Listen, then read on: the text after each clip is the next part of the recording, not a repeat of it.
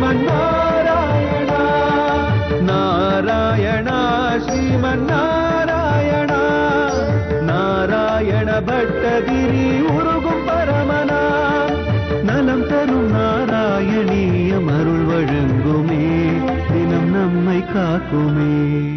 சௌந்தர்யபுர விஸ்வேசாம் கேசவ பிராணநாயிகாம் அஷ்டைஸ்வர்ய பிரதாத்ரிமோ வந்தேகம் பத்மசக்ரிகாம் தனதான்ய பிரதாம் லக்ஷ்மீம் சர்வ கல்யாணதாரிணிமோ ஸ்ரீவத்சவம் சதா தேவிம் வந்தேகம் பத்மசக்ரிகாமோ.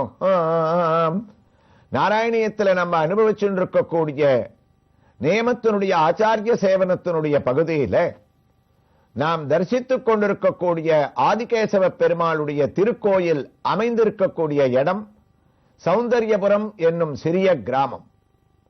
தென்னாங்கூர் க்ஷேத்திரத்திலிருந்து சுமார் 5 கிலோமீட்டர் தூரத்தில் அமைந்திருக்கக்கூடிய இந்த கிராமத்தில் ஆதிகேசவ பெருமாளுடைய இந்த திருக்கோயிலில் நாம் அநேகமாக எங்குமே தரிசிக்க முடியாத அளவிற்கு ஆச்சரியமாக ஒரு ஸ்ரீ பத்ம சக்கரமானது இங்கே அமைய பெற்றிருக்கின்றது. ஆகா, அதனுடைய திவ்ய தரிசனத்தை நாம் பௌர்ணமி நன்னாளிலே கார்த்திகை தீபத்தை கொண்டாடக்கூடிய ஒரு வைபவத்திலே தரிசிப்பது நமக்கு பெருமை கூட்டுவதாக இருக்கின்றது. ஏனென்றால் இந்த பத்ம சக்கரத்திற்கு பிரதி பௌர்ணமி, அதாவது தொடர்ந்து 108 பௌர்ணமி தினங்களிலே அழகாக பத்மசக்கர ஹோமமானது செய்யப்பட வேண்டும் என்று தீர்மானிக்கப்பட்டு தவறாமல் காலை 10 மணிக்கு ஆரம்பிக்கப்பட்டு உலக நன்மைக்காகவும் அவரவர்களுடைய பிரார்த்தனைகளை மகாலட்சுமியானவள் நிறைவேற்றுவதற்காகவும் இந்த ஹோமமானது நடத்தப்பட்டு, அது மட்டுமல்லாமல் அன்றைய தினத்திலே பத்மசக்கரத்திற்கு விசேஷமான பாலபிஷேகமும் ஆதிகேசவ பெருமாள் தாயாருக்கு திருமஞ்சனமும் உயர்ந்த அன்னதானமும் இங்கே நடைபெறுவது என்பது பௌர்ணமியினுடைய சிறப்பு. அந்த தினத்திலே நாம் இந்த பத்மசக்கரத்தை வழிபடுவதால் நமக்கு சர்வ தோஷங்களும் நீங்குகின்றன. அது என்ன பத்மசக்கரம்? சாதாரணமான பகவான் மகாவிஷ்ணுவனுடைய கையிலே ஒரு சக்கரத்தை பற்றி நமக்கு தெரியும். அவரை நாம் சுதர்சன ஆழ்வார் என்று பல திருத்தலங்களிலே நாம் வழிபடுகின்றோம். ஆனால் இங்கு தாயாருக்கு ஒரு சக்கரமானது ஏற்பட்டிருக்கின்றது. ஸ்ரீ சூக்தத்திலே பத்மநேமிம் சரணமகம் பிரபத்தியே சுதர சிதரசே நமகா என்று வரக்கூடிய வாக்கியங்கள் பத்மநேமிம் என்ற ஒரு வார்த்தையிலே நேமி என்பது சக்கரத்தை குறிக்கும்.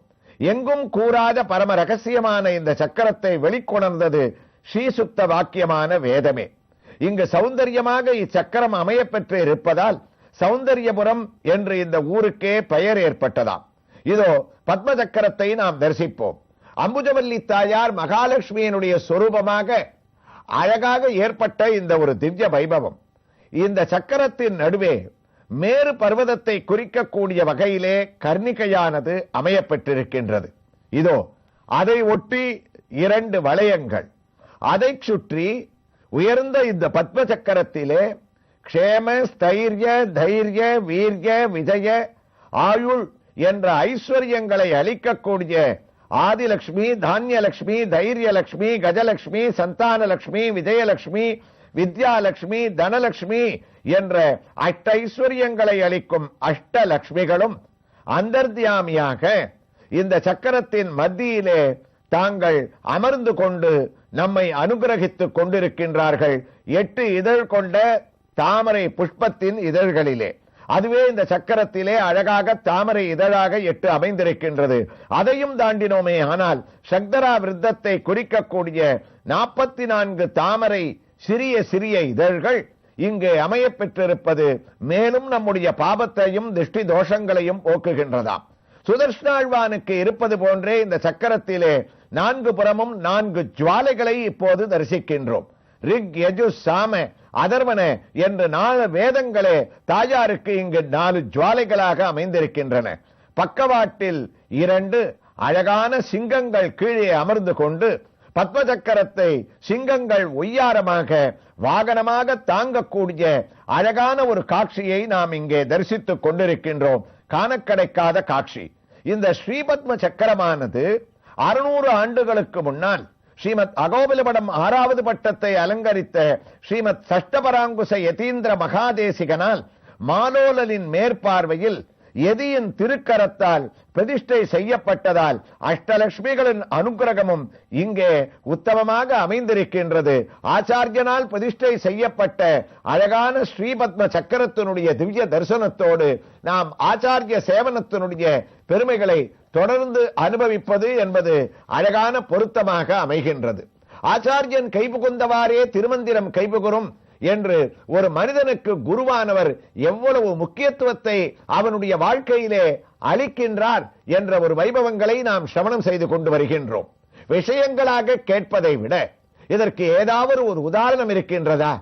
யாராவது இதுபோல் ஆச்சாரியனுடைய திருவடியை கெட்டியாக பிடித்துக் கொண்டு அவர்களுக்கு பகவானுடைய அருளானது ஏற்பட்டிருக்கின்றதா என்ற ஒரு சரித்திரம் நமக்கு அதற்கு உதாரணமாக அமைந்ததே ஆனால் ஆச்சாரிய சேவனத்தை நாம் எளிதாக புரிந்து கொள்ள முடியும். வைஷ்ணவ பரம்பரையாக இருந்தாலும் சரி, சைவ சமயமாக இருந்தாலும் சரி, எந்த ஒரு சமயத்தினருக்கும் அவர்களுக்கு ஒரு ஆச்சாரியன் தேவையாக இருக்கின்றார்கள். நமக்கு ஆழ்வார்கள் ஞானத்தை அடைந்து பகவான் மூலமாக நமக்கு பலவிதமான திவ்ய பாசுரங்களை உபதேசித்தவர்கள். அவ்வாறு அந்த உபதேசித்த ஆழ்வார்களுக்குள்ளே திருமழிசை ஆழ்வார் என்பவர் மிகவும் பிரசித்தியாக விளங்கியவர். அந்த திருமழிசை ஆழ்வார் காஞ்சிபுரத்திலே உத்தமமாக சொன்ன வண்ணம் செய்த பெருமாள் என்ற ஒரு அழகான பெருமாள் நமக்கு சேவை அளிக்கக்கூடியவர்கள். அது என்ன சொன்ன வண்ணம் செய்த பெருமாள்? ஆச்சாரியனுடைய வார்த்தையை சொன்ன வண்ணம் செய்த பெருமாள். ஒரு சீடனுக்காக அவனுக்கு அருள் புரிவதற்காக அவர்கள் சொன்னதை கேட்ட பெருமாள் என்று அந்த திருமழிசை ஆழ்வாருடைய உத்தமமான சரித்திரத்தை நாம் நோக்கினோமே ஆனால் ஆழ்வாருக்கு கணிகண்ணன் என்ற அழகாக ஒரு சீடன் இருந்தானாம். அவன் இந்த காஞ்சிபுரத்திலே திருமழிசை ஆழ்வார் இந்த யதோத்தகாரி சன்னதியிலே கண்ணை மூடிக்கொண்டு தியானத்திலே எப்போதும் ஈடுபட்டுக் கொண்டிருப்பார். இந்த கணிகண்ணனான உயர்ந்த சீடன் அவருக்கு அவ்வப்போது அவர் கண்ணை முழிக்கும் போது பாலை க்ஷீரத்தை கொடுப்பான். அதை அறிந்துவிட்டு மறுபடியும் அவர் யோகத்திற்கு சென்று விடுவார். அந்த சந்தர்ப்பத்திலே அந்த திருக்கோயிலிலே ஒரு வயதான மூதாட்டி, முதுகு கூட அவளால் நிமிர்ந்து நிற்க முடியாது தொண்டு கிழவி, அவள் அந்த திருக்கோயிலை பெருக்கி ஜலம் தெளித்து கோலமிட்டு சுத்தம் செய்யக்கூடிய ஒரு காரியங்களை செய்து கொண்டிருந்தாளாம். இந்த திருமழிசை ஆழ்வாருடைய சிஷ்யனான கணிகண்ணனுக்கு இவளை பார்த்தவுடன் ஒரு பரிதாபம். ஆகா, இவ்வளவு கைங்கரியங்களை செய்கிறாளே, இவளுக்கு அந்த முதுகானது கூணானது நிமிர்ந்திருந்தால் எவ்வாறு இருக்கும்? இவளுக்கு உடம்பிலே சக்தி இருந்தால் எவ்வளவு கைங்கரியங்களை இவள் செய்து கொள்வாள்? இவளுக்கு இப்படிப்பட்ட ஒரு கதியை பகவான் அளித்து விட்டானே என்று அந்த கணிகண்ணன் மனதிலே நினைத்தான். அவ்வளவுதான். பகவானிடத்தில் வேண்டிக் கொள்வதில்லை. ஏனென்றால் அவனுக்கு யதோத்தகாரி பெருமாளை பற்றி கவலை இல்லை. அவனுக்கு வேண்டிய கைங்கரியம் எல்லாம் தன்னுடைய குருவான திருமழிசை ஆழ்வாருக்கு செய்ய வேண்டும், அவ்வளவுதான். இவன் நினைத்ததை குரு புரிந்து கொண்டார். நம்முடைய சிஷ்யனுக்கு ஒரு கவலை இருக்கின்றதே, அதை நாம் தீர்க்க வேண்டாமா என்று ஆழ்வார் பகவானிடத்திலே பிரார்த்தனை செய்து கொண்டார். உடனே ஆச்சாரியனுடைய வார்த்தையை கேட்டு அங்கிருந்த பெருமாள் இவளுடைய கூனை சற்றென்று நிமிர்த்தினாளாம். 22 வயது யுவதியாக இவள் மாறிவிட்டாள். அப்போது அந்த ஊரிலே இருந்த ராஜாவிற்கு, பல்லவ ராஜாவிற்கு இந்த விஷயமானது எட்டியது. அவனும் வயதை கடந்து கொண்டிருந்தான். ஓஹோ, இந்த கணிகண்ணனை நாம் பிடித்தோமே ஆனால் நாமும் இளமைக்கு திரும்பலாம் என்று தீர்மானம் செய்து கோயிலில் இருந்து இவனை அழைத்து வர சொன்னான்.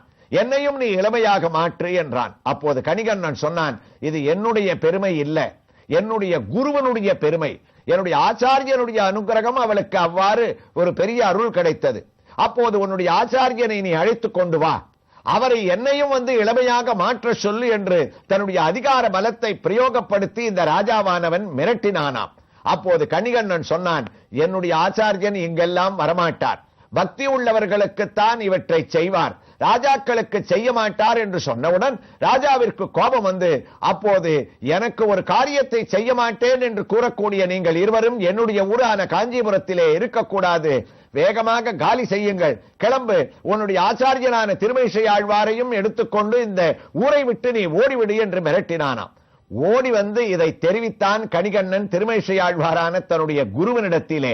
என்னை ராஜா போக சொல்லிவிட்டான், நீங்களோ பெருமாளை விட்டு வரமாட்டீர்கள், இருந்தாலும் எனக்காக நீங்கள் கிளம்ப வேண்டாம், நான் இங்கேந்து கிளம்புகின்றேன் என்றாராம். அப்போது அந்த ஆச்சாரியனுடைய லட்சணம் இருக்கின்றதே, ஆச்சாரிய சேவனத்தை இந்த கணிகண்ணன் செய்ததால் திருமழிசை ஆழ்வார் பகவானிடத்திலே சென்று அவனிடத்திலே உத்தரவு போட்டாராம், நீ இல்லாமல் என்னால் இருக்க முடியாது. அதே சந்தர்ப்பத்திலே கணிகண்ணன் இல்லாமலும் என்னால் இருக்க முடியாது. சிஷ்யனை விட்டும் என்னால் பிரிய முடியாது. பகவானை விட்டும் என்னால் பிரிய முடியாது. அதனால் பகவானே, நீ ஒரு காரியம் செய். கணிகண்ணன் போகின்றான் காமரும் பூங்கச்சி, மணிவண்ணா நீ கிடக்க துணிவொன்றி, சென்னா புலவன் யான் செல்கின்றேன், நீயும் பைனாக பாயை சுருட்டிக்கொள். எந்த குருவுக்கு இப்படி ஒரு உத்தரவு? குருவுக்குத்தான் முடியும். நான் என் சிஷ்யனை விட்டு இருக்க முடியாது, நான் கிளம்புறேன், என்னோட நீ வரணும்னா நீயும் ஆதிசேஷனாகிய பாய சுருட்டு என்னோட கிளம்புட்ட. ஆச்சாரியனுடைய வார்த்தைக்காக பெருமாள் பாய சுருட்டினார். வேகமா இவரோட கிளம்பிட்டார். கணிகண்ணனாகிய சீடன், ஆச்சாரியனான திருமங்கையாழ்வார், பக்கத்துல ஆதிசேஷனோட பெருமாள், பகவான், குரு, சிஷ்யன் 3 பேரும் போய் காஞ்சிபுரத்துக்கு பக்கத்துல ஓரிருக்கைன்ற ஒரு இடம், ஒரு இரவு அவர்கள் அங்கு தங்கினார்களா. அந்த ஒரு இரவு பகவான் இங்க இல்லாம போன உடனே, நல்ல ஆச்சாரியன் இந்த இடத்தை விட்டு கிளம்பின உடனேயே ஒரு துர்பிக்ஷம் வந்துருத்து காஞ்சிபுரத்துல. ஊரே ஒரு சோகமா போயிடுத்து. ஒரே கவலை, ராஜாவுக்கு தூக்க வரல. அப்பதான் அவனுக்கு புரிஞ்சது, இந்த உத்தம ஆச்சாரியனை நம்ம கிளம்ப சொன்னது தவறுன்னு. நேர இந்த ஓரிரைக்கைக்கு ஓடி வந்தான். திருமங்கையாழ்வார் காலில் விழுந்தான். நான் பண்ணது தப்பு, மறுபடியும் நீங்க எங்க ஊருக்கே வரணும், நான் வற்புறுத்தி கேட்டுக்கிறேன்னா. அப்ப இந்த திருமங்கையாழ்வார் சொன்னார், உனக்காக நான் ஊரை விட்டு கிளம்பல, என் சிஷ்யனுக்காக கிளம்பினேன், கணிகண்ணனுக்காக வந்தேன், அவன் காலில் விழு, அவன் திரும்பி போலான்னு சொன்னா நான் போறேன்னாராம். கணிகண்ணன் காலில் விழுந்தான். அவர் சொன்னார், எங்க ஆச்சாரியன் சொன்னா தான் வருவார்னா. அப்ப 2 பேரும் ராஜாவை மன்னிக்கலாம்னு ஒரு ஒப்பந்தத்துக்கு வந்தா. திரும்பிட்டா. இப்ப பெருமாள் குரல் கொடுத்தாராம், என்னப்பா இது, என்ன பாய சுருட்டிக்க சொல்லிட்டு என்ன விட்டுட்டு நீங்க 2 பேரும் கிளம்புறேல, நான் என்ன பண்றதுன்னு கேட்டார். அப்ப ஆழ்வார் சொன்னார், கணிகண்ணன் போக்கொழில்தான் காமரமும் கச்சி மணிவண்ண, நீ கிடக்க வேண்டும் துணிவின்றி, சென்னா புலவன் யான் செலவொழியுதேன், நீயும் பைனாக பாயை விரித்துக்கொள். என்னுடைய சிஷ்யன் திரும்பி போலான்னு சொல்லிட்டான், நானும் திரும்பி போறேன், ராஜாவும் மன்னிப்பு கேட்டுட்டான். அப்ப நீ மாத்திரம் இங்க எதுக்காக சுருட்டிண்டு ஆதிசேஷனோட உட்கார்ந்து இருக்கணும்? வா, காஞ்சிபுரத்துக்கும் கோயிலுக்கே போயிடலாம். நீயும் உன் பைனாக பாயை விரித்துக்கொள், நீ விரித்துண்டு படுத்துன்று. அதனால ஒரு குரு சொன்னபடி பகவான் அவர்களோடு திரும்பி வந்து மறுபடியும் தன்னுடைய திருக்கோயில்ல பாயான ஆதிசேஷனை விடிச்சென்று படுத்துண்டானா. அப்ப அதனால தான் இவனுக்கு கணிகண்ணனுக்காக ஆச்சாரியன் சொன்னதை தான் கேட்டதால், விரிச்சுக்கோனா பாய விரிச்சுக்கிறது, சுருட்டிக்கோனா சுருட்டிக்கிறது, இத பண்ணதுனால அந்த பெருமாளுக்கு சொன்ன வண்ணம் செய்த பெருமாள்னு ஆச்சாரியனுடைய லட்சணத்தை உணர்த்திய ஒரு பெருமாளாக நமக்கு அழகான ஒரு சரித்திரத்தை நம்ம பார்த்தோம்னா ஆச்சாரிய சேவனத்துல எத்தனை பெருமை இருக்குன்னு நம்ம புரிஞ்சுக்கலாம்.